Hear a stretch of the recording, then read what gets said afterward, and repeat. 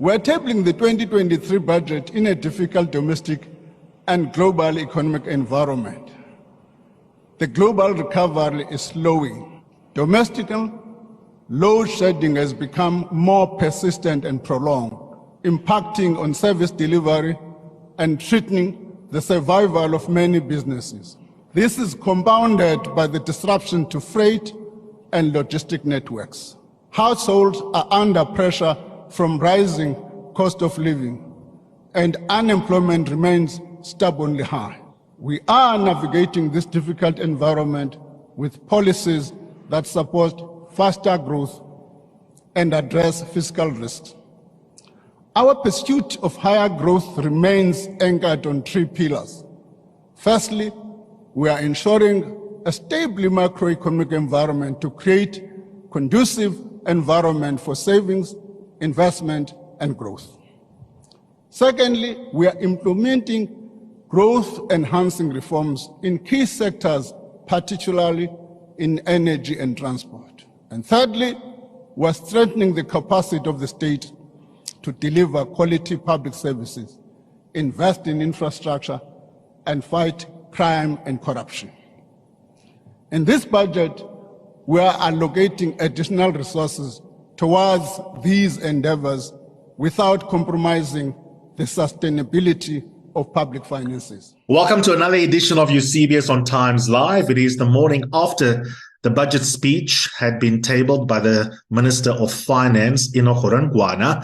And of course, the question is, what does it all mean? How do you make sense of the numbers? Numbers can terrify those of us who do not like numbers. And the question is, what material difference will it make to your life? What was said yesterday by the Minister of Finance. And I've invited three excellent South Africans to help me puzzle through these questions.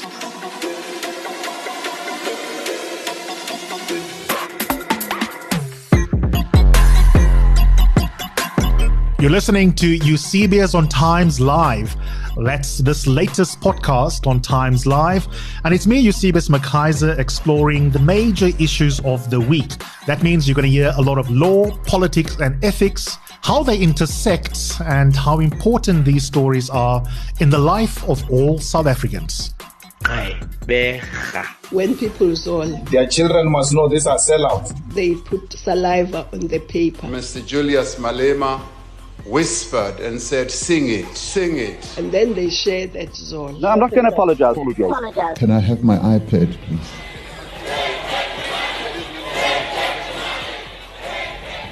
So they stole it.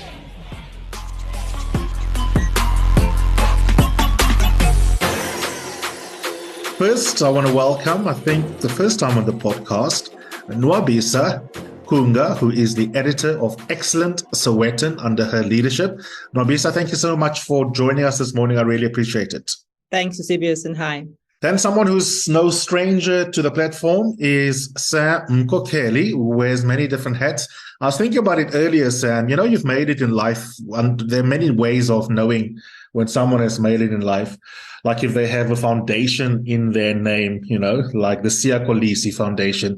The other is if you have advisory services in your surname, like Sam actually has.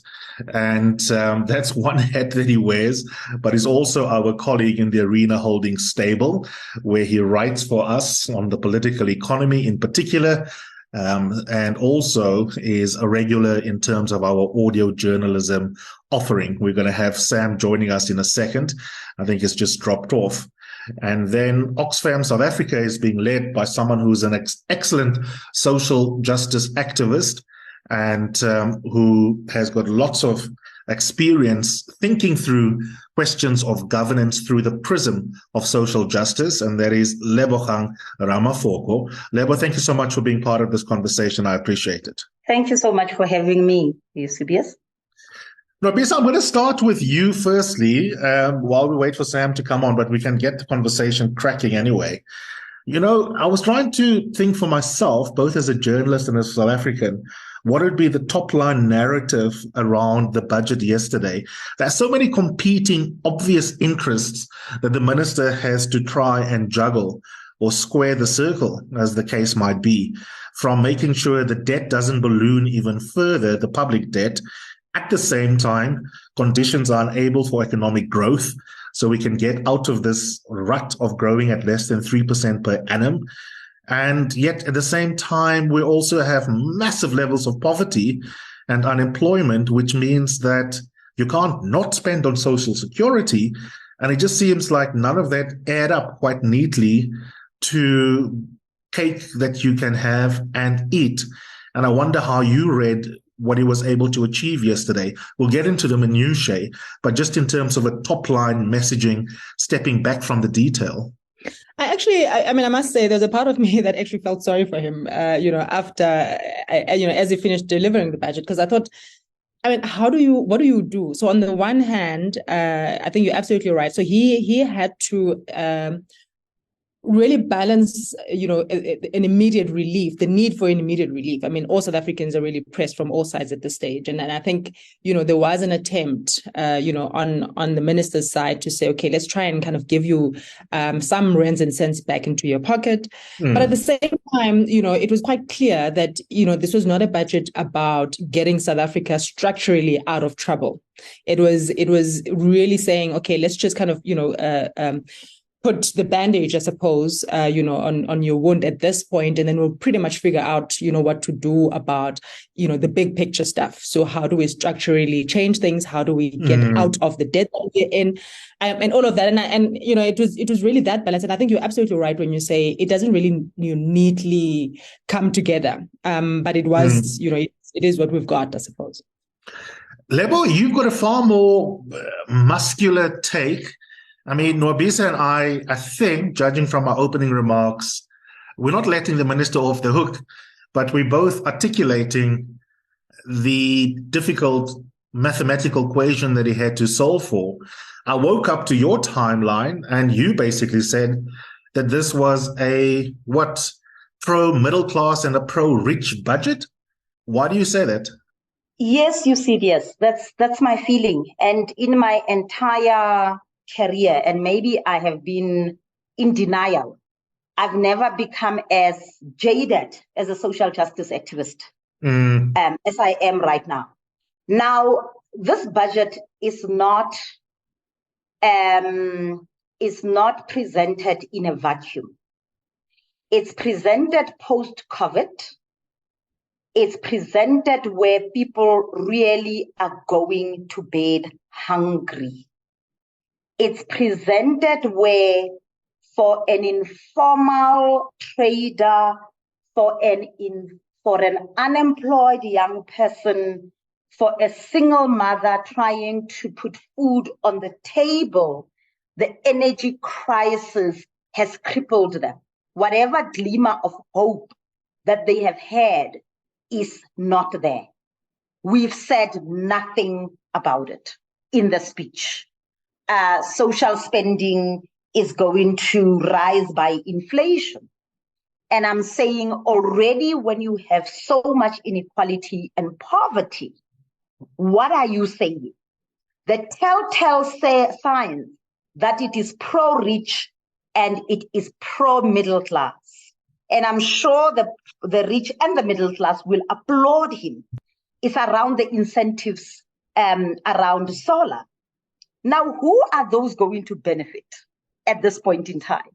And I think this is where you kill activism. And it has happened in other African countries where we are not talking about load shedding in those countries, because the rich will buy a generator, the rich will put on solar, and it is actually the poor that basically bear the brunt of mismanagement. And to be giving more money to Eskom, when on the same day, yesterday was almost, as I said on my post, like an orgy that we were invited as citizens to watch, that the ruling party was having. At the same time, when allegations, true or not, are made by the CEO around the problems at Eskom, even if they are not entirely true, anybody with sense will tell you that we are where we are, where a state and a ruling party that came into power and said, we are a developmental state, have taken whatever little money there is and squandered it. And all they have is billions to go to Eskom and then rebates for the rich and middle class for their solar. Come on. What does it say to me when I'm in deep slot? What does it say to me? Where must I go? Perhaps the poor must eat the rich. Wow, those are some very strong words. Nwabisa, I want to come back to what I think is really excellent and useful interpretation from Lebogang through the prism of social justice, right? I mean, I think that's really interesting. But I want to come back firstly to some of the numbers in terms of line items, quite literally on the budget. And then I'm going to then circle back to some of what Lebo has just said so we can debate a little bit of that.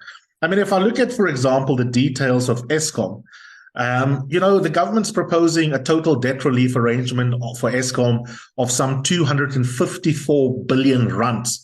Now, that's a lot of money. And of course, it in part speaks to what Lebo was talking about. That's a huge, huge bailout. And that's, an incredible amount. Some of it will be just taking on some of the debt directly. And some of it will be a portion of that is going to be 184 billion rands, which is a full debt settlement that will come in various tranches. And of course, the takeover of around 70 billion rand, if I remember correctly, of the loan portfolio for 25 and 26. And then there are other allocations similar to that in structure that has to do with state-owned entities. Also the SAA debacle that is an ongoing one is a fledgling airline, where they will get 1 billion rand that they're unhappy with, and the consortium thinking that's not enough. When you look at those kinds of expenses and what it is government is taking on board in terms of where it's allocating money, what do you make of that? Do you think those are necessary expenditure items in the budgets? And that what Lebogang is saying, although you don't have to critique it directly for the moment, is a little bit of a case of the government is caught between a rock and a hard place. If it doesn't take on board some of their debt when it comes to state-owned entities, it's going to be accused of allowing key state-owned entities to simply continue to rot and fester. On the other hand, you spend that money and you're also accused of simply bailing out a failing entity. No, absolutely. So, I mean, for me, a couple of things. The SAA, I'll be quite frank, I don't understand why that amount was essentially given. It just from a priority, point of view, it just does not make sense, particularly if you look at really the kind of competing priorities that we have at the country, with which Lebo has alluded to. So that's the one thing. Eskom, it is patently clear that, as I was indicating earlier, that the government is really looking at how do we put some sort of kind of intervention, short-term intervention now. I mean, the narrative is really that, well, we're giving this money to, for Eskom debt in order to help its balance sheet and to hopefully assist it, to do kind of its everyday, day-to-day stuff. And I think, it's not, as I was indicating, it's not necessarily a structural intervention. Yeah. I think that is really kind of like dead in the water, but it's giving money to a problem to say, try and see what you can kind of do and take us from one moment to the next. We'll figure out essentially what's to happen, going forward. And of course, there are certain, the minister says, well, there are conditions. So, for example, if you talk about municipal debt, and Treasury is saying, well, people need to actually move in, to prepaid in order for Eskom not to incur so much debt and all of that. And I mean, that's a whole debate on it, on its own. However, there are competing interests, and there is not, we don't have, this massive pot of gold. And I think perhaps, I do agree with Lebo as far as in those competing interests. I think government then looks and sees, well, who do we think we need to be able to benefit, and and kind of as a priority populace, if you want.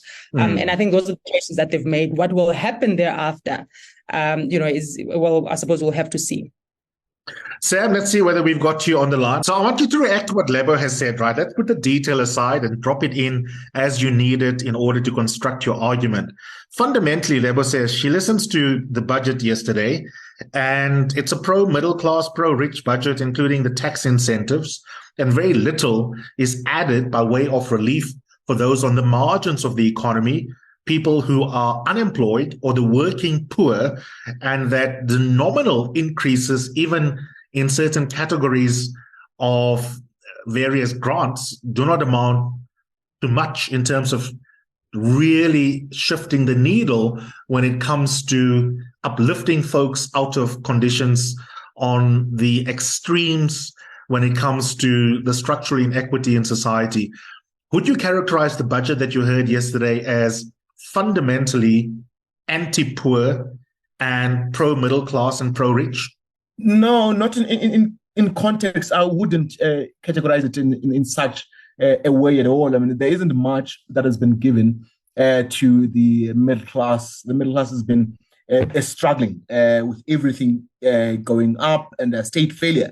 The middle class pays for policing, pays for private health, private school, very soon for fixing of roads. So the middle class doesn't get a thing there. The same way as the poorer classes, there isn't much. It's a difficult situation. I agree with the concept of a rock and a hard place. It's a very difficult one. It's a tough balancing act, to use the very tired cliche that comes around every budget at time. We have a growth problem, and therefore we're not getting enough revenue to do amazing things. At the same time, we have a massive hole with the SOEs. You see Eskom getting some money and not Transnet. So the failure to support Transnet is a failure to support the economy. You see mining companies, your Exaros and your Rio Tintos, they are literally printing money because things are good with the mining boom, but they are not moving enough of their produce to the harbour, Durban, the logistics, rail and freight. There's a massive problem there that are actually frustrating our potential growth. So there's a failure to give to support Transnet is a big omission. It's going to be a problem. Also, Transnet is the finance minister himself recognized last year that Transnet is the new Eskom. So we have massive problems there, debt redemptions that are coming up. And so the Treasury will probably have to be called upon to finance Transnet in the midterm, or to give guarantees and make it could be in open math operations and saying we're supporting Transnet. So that's a big one. It also, I mean, that affects everyone in the economy, whether you're rich or you're poor.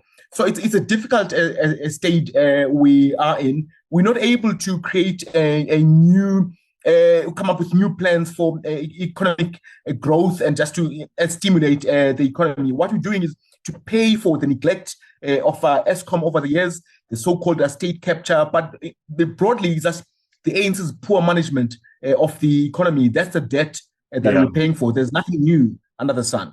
Can I stay with you for a second, Sam? The one thing that's obvious is economic growth is a precondition for being able to deal with poverty, inequality, and unemployment. It's not sufficient. There's a debate amongst economic historians about the Thabo Mbeki years, whether growth inherently leads to greater employment is a separate question. But what we can say cautiously is that growth is necessary, even if it's not sufficient, to deal with all of the social and economic ills Nwabisa, Lebo, you and I agree are threats to our democracy. When you assess this bill or the budget against the KPI of increasing the chances of economic growth beyond 3%, how does it fare? Look, we're not going to have it. I mean, by the predictions of the Treasury alone, and they're very optimistic generally. And also the Reserve Bank, we're not going to get much growth this year, next year, and the year after. So South Africa is not going to get 2% growth almost forever. We're not seeing it in the horizon at all, and that's very low. If you look at your countries like China's and the so-called Asian tigers, they've had to have numbers very high, close to the tens, to be able to make a dent to their poverty. So South Africa doesn't have that at all, and there isn't anything structural that has been done, and also possibly not doable because we don't have money out of the lack of growth, we don't get more tax than we already have. So you have the chicken and egg situation with our economy. As Nwabisa says, there isn't, even the Eskom intervention, there is nothing structural about it. It's meant to pay debt. But Eskom has got a new hole with the tariff, the NESA tariff. And it's going to have the same problems it's had in the past. Nothing has changed about Eskom that gives you the indication that it will manage its affairs better. You have a leadership crisis there. Above the leadership crisis at Eskom, you have a political crisis and inability to take tough decisions and to manage. So Eskom gets some money this year, next year, and the year after. It sort of plays around. It's like monopoly money, you're not even using your money. You can mess it up and the big daddy will still support you and pay you 70 billion rands later. So Eskom is going to be back where it was in a couple of years because politically nothing has changed. So we're moving around in this very difficult path, and it does look like for the next 10 years, we're still going to be fiddling around with this little thing and doing this balancing act to do a budget that looks credible, but nothing massive will change. As Lebu is calling out for something that helps the poor. The next thing with an election next year, we're going to have a very populist budget. We're going to have social grants going up quite a bit. We might even get the 350 extended, or we get a basic income grant.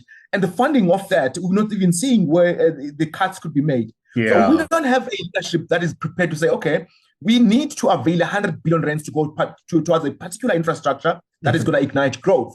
Then where we're going to get that 100 billion rands, we are going to cut here and there. We don't have that ability to make those tough choices. Lebogang, I think Sam's response is sober and depressing.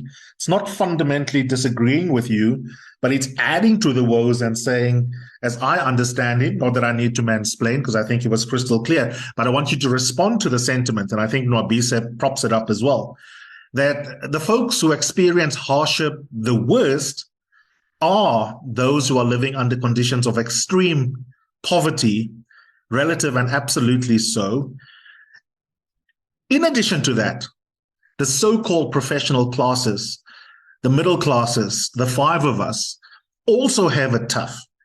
And that fundamentally, we should probably move this conversation from maths into the realm of politics and activism and cross-class solidarity, because this government is working out for no one, whether it be the mythical Gogo Dlamini or whether it be Lebogang Ramafoko with an Airbnb that she is hiring out in Cape Town. You are correct, Eusebius. And I think for me, when Sam started talking, I think we will be wasting the moment and the opportunity if it becomes the middle class versus the poor. Yes. Where I come from, fundamentally, is the fact that I do know that tonight, even if I bought it with a credit card on my overdraft, where my bread is going to come from. I know of many, many families where that is not a reality. And as much as I agree with Sam, that makes me sad.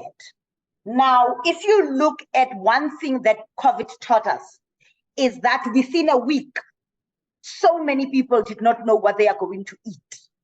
And a country and a ruling party that calls itself developmental cannot come and stand and deliver a budget speech and not say anything for me that, even if it's only talk, because that's what we are used to, that speaks to that reality. And it is for that reason, it's not in disagreement to Sam at all, sober, very clear. It's not out of that is who is getting angry. Because in fact, where my anger lies is exactly what Sam said. That next year, you are going to see grants being given, T-shirts being given, a whole lot of things being given to appease the poor. When in fact, you know that you've got no ideas. And the lack of honesty, the lack of even understanding the context in which a budget speech happens. The crux of the matter is that austerity measures, the corruption, the graft, affects poor Black women the most. They carry the brunt. When you are selling fat cook and when you are selling ice cream, like the example the president gave at Sona, but this bloody government cannot put the lights on. And you listen to a budget speech, and it's not telling you when you are in Alex, when you are in Pitidi Sulejang, when you can't even get solar, how you are going to get electricity, which is a bloody fundamental right that this very party promised you. What do you need to do? And I don't think we are angry now. I think the middle class right now, and maybe I'm using a big brush, because I do know that fundamentally the Black middle class also carry the brunt of looking after family members. But we are talking about energy right now, many of us, because we are affected, particularly our white counterparts in the main. But what does it mean for somebody living in Alex, in Pitidi Sulejang, in Manziville, where I come from, in Ditsobotla, in other places?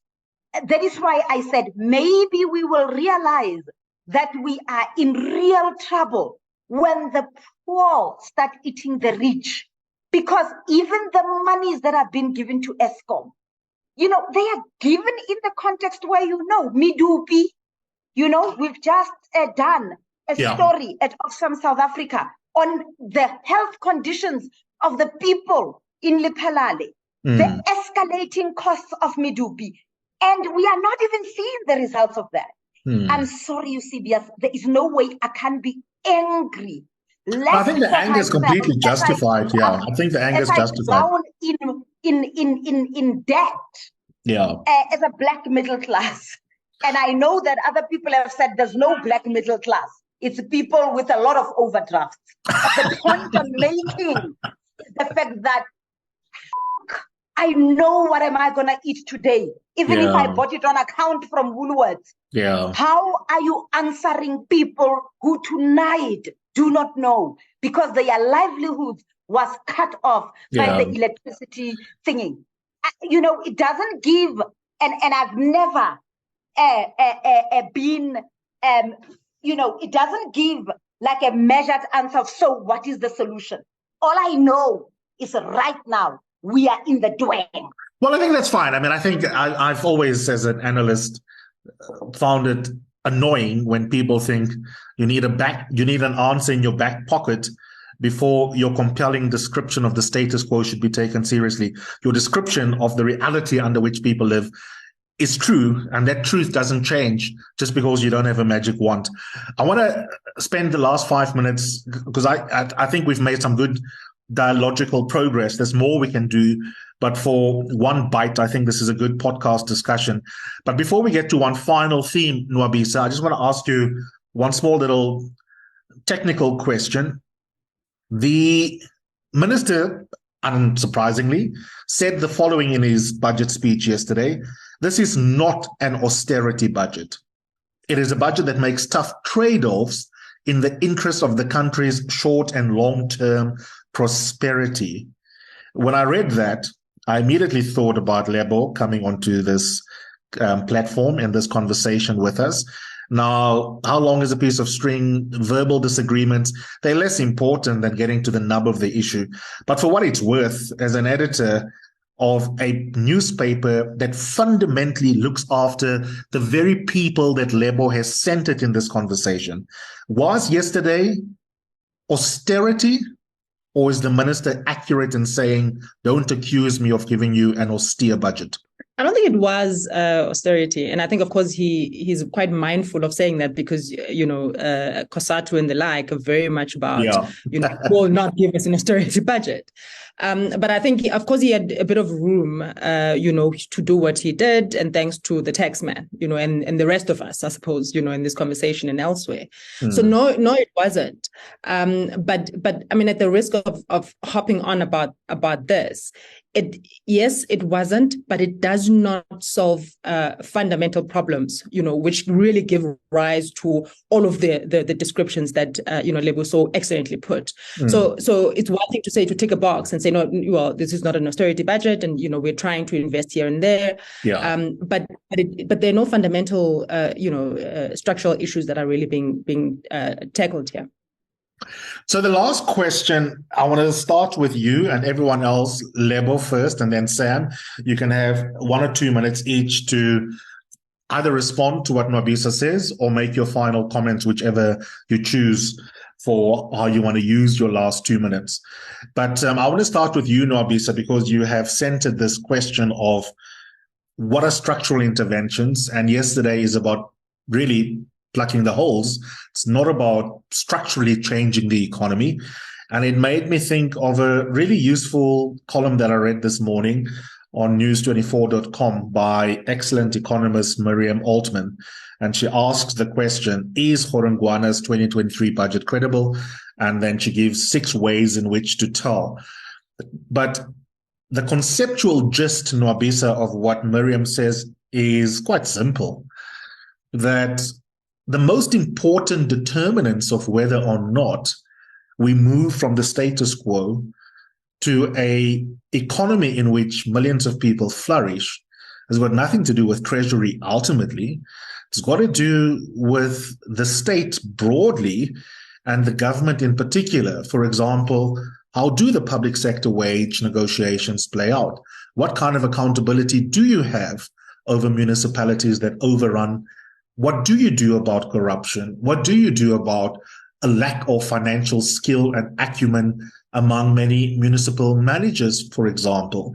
And it made me realize that as important as the budget is as an event in and of itself, I suppose the fundamental point that Miriam was making is that it comes back to what you are alluding to with this notion of structural changes, that economics and state-run institutions, private sector as well, and how these companies operate, the actual practical detail is, in a sense, far more important than simply looking at a mathematical model or 3. Absolutely. Absolutely. I was actually thinking, before I came on here that, look, we're going to talk about the budget, and it's really, and yes, we should, and it's important. It's an important kind of intervention, and in this entire conversation, but also just as far as the functioning of our country. But we really got to look at the whole set of, for example, the speeches that we've heard.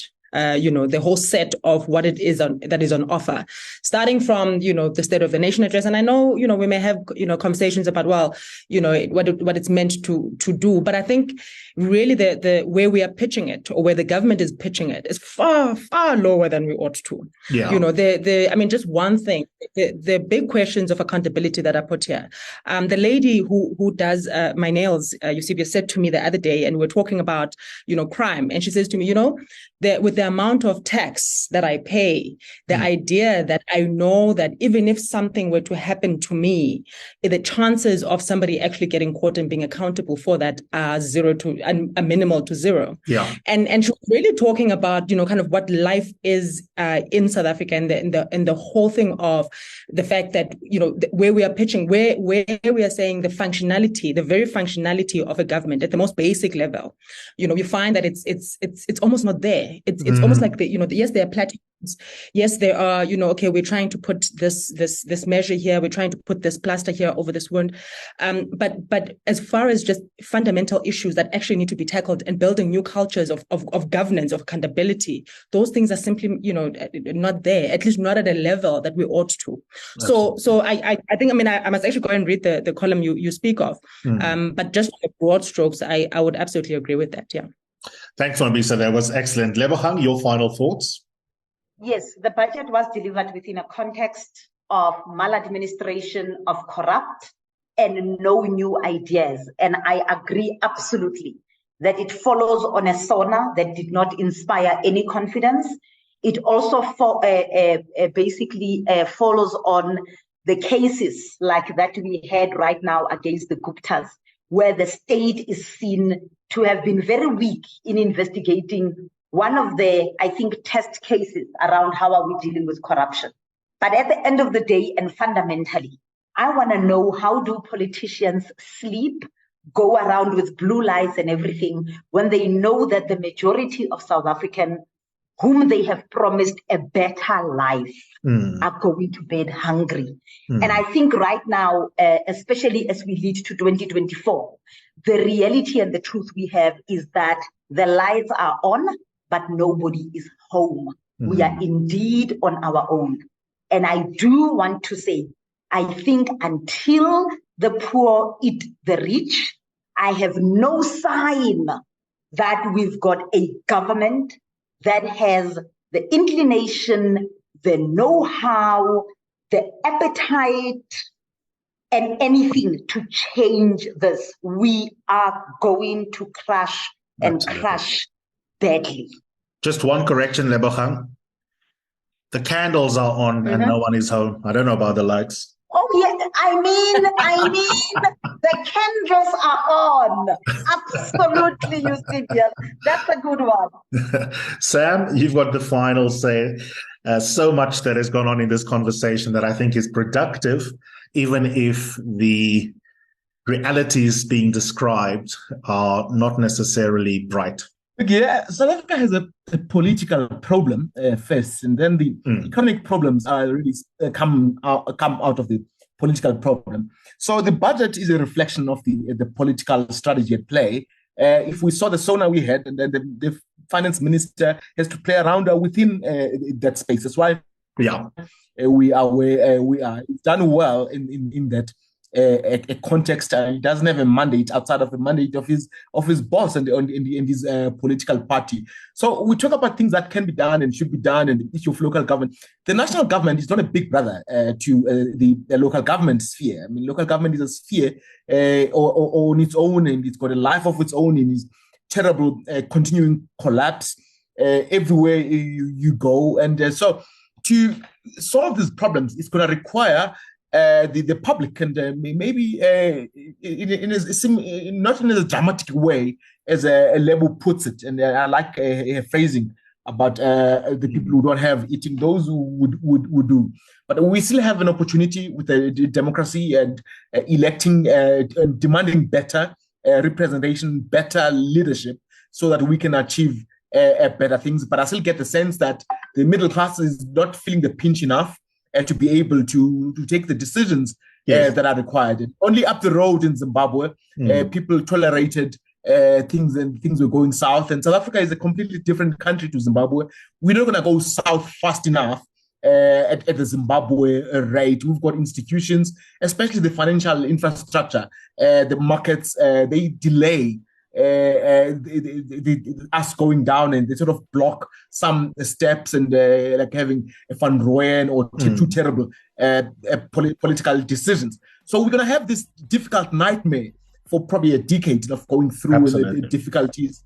Even if the political party were to change power next year, you're still going to have the problems, because the problems are very deep. They are in the political infrastructure. So we're going through a very, very difficult time. Sadly, for growth, the absence of growth means that we're not going to be able to have the decisions that can be taken and should be taken cannot be taken to ignite growth, further growth, create jobs, fight inequality. So it comes back to the issue of the credibility of the budget. I've been worried about this for the past couple of years, that the budget system is losing its shine, and you start wondering. And another economist, Mkokeli says our decision makers are going as pay as you go. You take a decision now, we'll worry about it in 6 months. And then next year you find the basic income grant. So just every time you get to a particular a stop along the way, and then you take a decision then. So the budget system loses its shine and credibility in such a situation. Sam, thanks so much for coming on. I love how you always integrate across the different silos, because our political and economic lives are enmeshed. Nwabisa, thanks for your excellent leadership at the Sowetan. That continues to be one of the most important papers in the country, I must say. And I mean this, honestly, and I've said it on radio. When we used to prepare on the daily, when I did a daily show on radio, our starting point was always the Sowetan. even before the other papers in our stable, with apologies to my colleagues, because it is the people's paper. And it's a paper that will center an economic story on the front page. The next day, it can be a rape, it can be GBV. It really asks itself, how are the people that Lebogang are concerned with affected by decisions in this country? And that's why it's such a fantastic paper. And then lastly, but not least, Lebogang. Thank you.